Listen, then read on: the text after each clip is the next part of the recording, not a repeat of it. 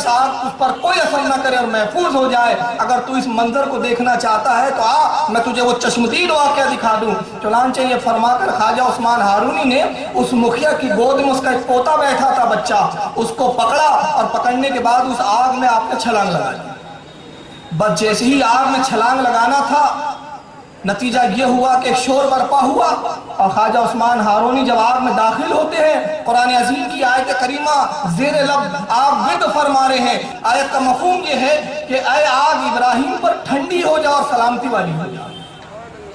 یہ آیت کی تلاوت کر کے آپ آگ میں داخل ہو گئے. مکھیا چیخ پڑا, پورا جم غفیر جمع ہو گیا کہ کیا معاملہ ہوا. ایک عجیب پاگل انسان آیا, خود تو اس نے اپنے آپ کو آگ میں جھونک دیا ہے اور ہمارے بچے کو بھی اس نے مار ڈالا.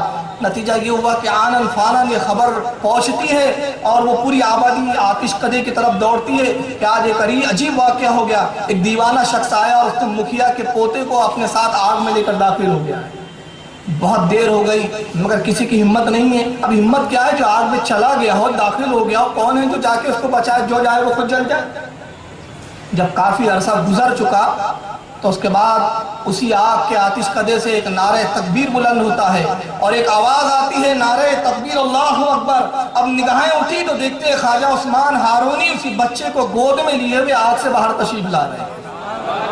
اس کے بعد فرمایا دیکھ, جب لوگوں نے دیکھا تو خواجہ عثمان ہارونی کو اس آگ نے جلانا تو بڑی دور کی بات ہے, آپ کا لباس اور آپ کے امامے کا ایک تار بھی نہیں جلا تھا. فرمایا اس رب کی کیوں نہیں عبادت کرتے جس نے مجھے یہ قوت اور طاقت عطا فرما دی کہ یہ آگ میرا کچھ نہ بگاڑ سکی. آؤ اس خدا بند قدوس کی طرف جو اس آگ کا بھی خالق ہے, جو تمہارا بھی پیدا کرنے والا ہے, تمہارے پہلے والوں کا بھی پیدا کرنے والا ہے اور جو بعد کا بھی پیدا کرنے والا ہے. آؤ اس معبود کی طرف. جیسے ہی آپ نے تبلیغ فرمائی پوری قوم سجدہ ریز ہوتی ہے اور کہتی ہے خواجہ عثمان ہارونی ہم نے مان لیا کہ جس کی قوتوں کا یہ عالم ہے کہ آگ اس کو نہ جلائے, اس کے پروردگار کی قوتوں کا کیا عالم ہوگا. وہی اسلام سچا ہے, یہی مذہب حق ہے. آئیے ہمیں اسلام میں داخل فرما لیجئے. پوری 40,000 کی آبادی اسلام میں داخل ہو جاتی ہے. سرکار خواجہ عثمان ہارونی نے اس مکھیا کا نام عبداللہ رکھا اور اس جماعت کا اس کو مکھیا برقرار رکھا اور اس کے بعد ایک نگاہ فیض جو ڈالی ہے تو یہ عبداللہ جو کل تک آتش پرست تھا وقت کا ولی کامل بن چکا ہے. اور اس کے بعد فرماتے کہ اس قوم میں تجھے ان کی رہنمائی اور ان کی تربیت کے لیے چھوڑتا ہوں. تجھے سارے علوم عطا کر دیے گئے, ظاہراً بھی علوم دے دیے گئے, باطناً بھی علوم دے دیے گئے. اس قوم کی تربیت اور اس کو نصیحت کر اور اس پوتے کو جس کو آپ لے کر داخل ہوئے تو اس کا نام آپ ابراہیم رکھتے ہیں. اور وہ آتش کدہ جہاں برسوں سے آگ روشن تھی اس آتش کدے پہ ایک عالیشان مسجد تعمیر فرمائی. یہ خواجہ عثمان ہارونی رحمت اللہ تعالیٰ علیہ کون ہے؟ یہ سرکار غریب نواز کے پیر و مرشد ہے. تو یہ پیروں کا سلسلہ ہے. آئیے ذرا ایک اور میں یاد آ رہا ہے, حالانکہ چاہ رہا تھا کہ چھوڑ دوں لیکن دل چاہتا نہیں کہ چھوڑوں کیا پکڑوں, یہ مشکل ہے میرے لیے. ایک بزرگ ہے حضرت خواجہ شریف زندنی رحمت اللہ علیہ, میں نے بھی نام لیا. ان کا عالم کیا ہے؟ جنگل میں ویرانے میں رہتے, آبادی سے دور, امیروں سے محبت نہیں, پیسے والوں کی طرف راغب نہیں ہوتے, کوئی آتا ہے نذرانہ دیتا ہے تو قبول نہیں فرماتے. سادگی زندگی ہے, دن میں روزہ رکھتے ہیں, رات میں عبادت کرتے ہیں. حاجی شریف زندنی رحمت اللہ تعالی وقت کا ایک امیر قبیر شخص حاضر بارگاہ ہوتا ہے, ساتھ میں غلاموں کا جم غفیر ہے, دست بوسی کی, اور اس کے بعد کچھ سونے اور چاندی کے سکوں کی تھیلیاں حضرت کی طرف بڑھاتا ہے. حضور یہ میری طرف سے نظر قبول فرمائی. ارشاد فرمایا کیا ہے؟ کہا حضور یہ حقیر سا تحفہ ہے. کہا ہاں تحفہ تو ہے لیکن اس میں ہے کیا؟ کہا حضور اس میں سونے کے سکے ہیں. حضرت حاجی شریف زندنی رحمت اللہ علیہ فرماتے کیا تجھے درویشوں سے نفرت ہے یا ان سے کوئی دشمنی ہے؟ کہا حضرت میں آپ کا مطلب نہیں سمجھا. فرمایا دنیا اور دولت درویشوں کے لیے دشمن کی مانند ہے, یہ درویش کو تباہ و برباد کر دیتی ہے. جا اس دولت کو لے جا, یہ دولت کی ہمیں کوئی حاجت نہیں. آپ کو یہ تو قبول کرنا چاہیے. آپ نے فرمایا کہ ہمیں اس کی ضرورت نہیں. پھر اصرار کیا, آپ انکار فرماتے رہے, اصرار بڑھتا رہا, انکار فرماتے رہے.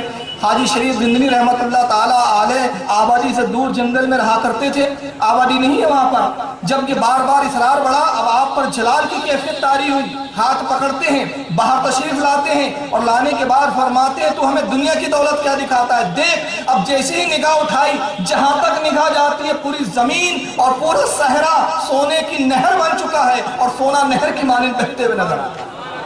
کہتے اللہ نے ہماری ٹھوکروں میں وہ طاقت دے دی ہے کہ ہم زمین پہ ٹھوکر مار دے تو وہ سونا بن جاتی ہے، یہ دولت تو ہمیں کیا دکھا رہا ہے۔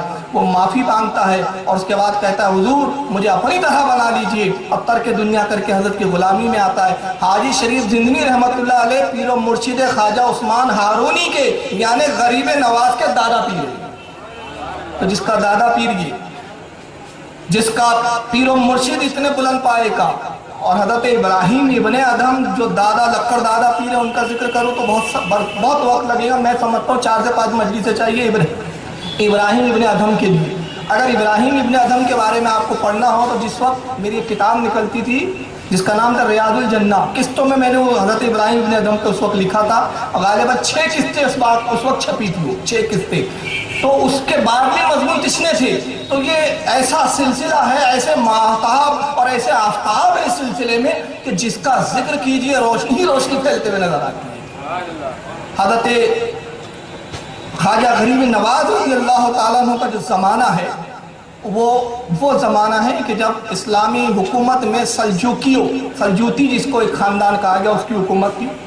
سلجوکیوں کی حکومت ایران راجدھانی ہے اور ایران کے قریب ایک قصبہ ہے جس کا نام خراسان آتا ہے، اور بعض لوگوں نے خراسان کا نام سجستان بھی بتایا، مختلف اختلافی روایتیں ہیں۔ خراسان پر ایک زیادہ اتفاق ہے، خراسان کا ایک قصبہ ہے، ایک محلہ ہے جس کا نام ہے سنجر، یہاں ایرانیوں کی حکومت۔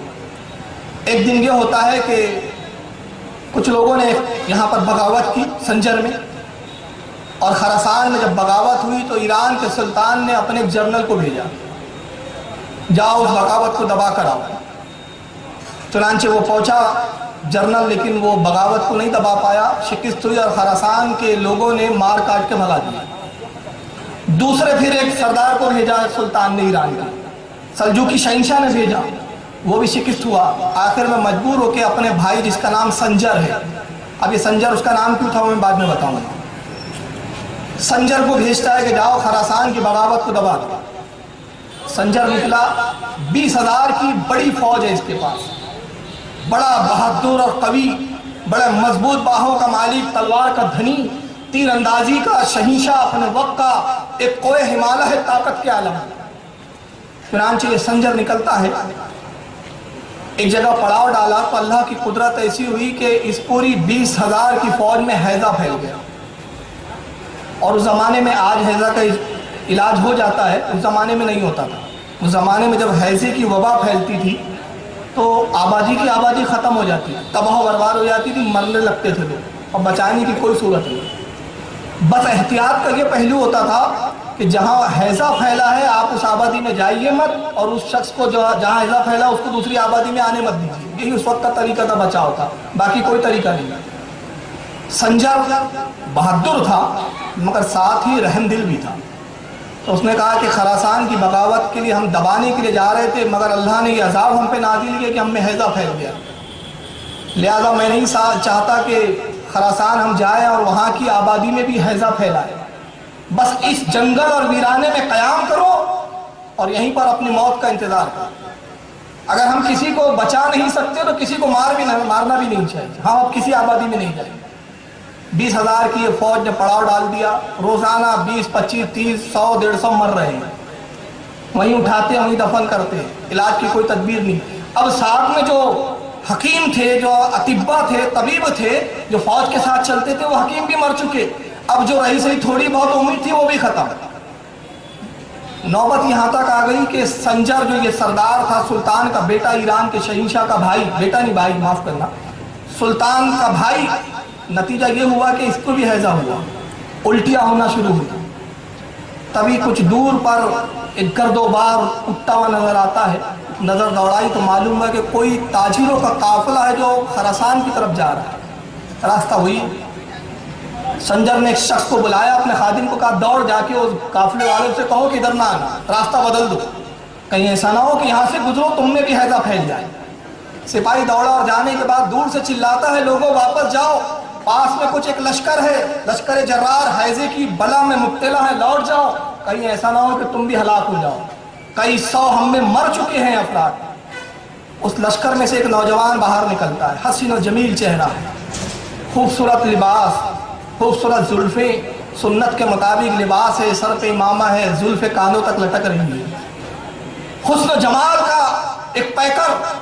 नौजवान आगे बढ़ता है, कहा कि कहाँ है वो फौज? कहा आप लौट जाइए। कहा मैं लौटने के लिए ही नहीं आया हूँ, जब मैं कदम आगे बढ़ा देता हूँ तो पीछे नहीं लेता। कहा आप चाहते क्या है? कहा मुझे अपने सरदार संजर से मिलाओ। कहा कि नहीं, उन्होंने मना किया, आपको है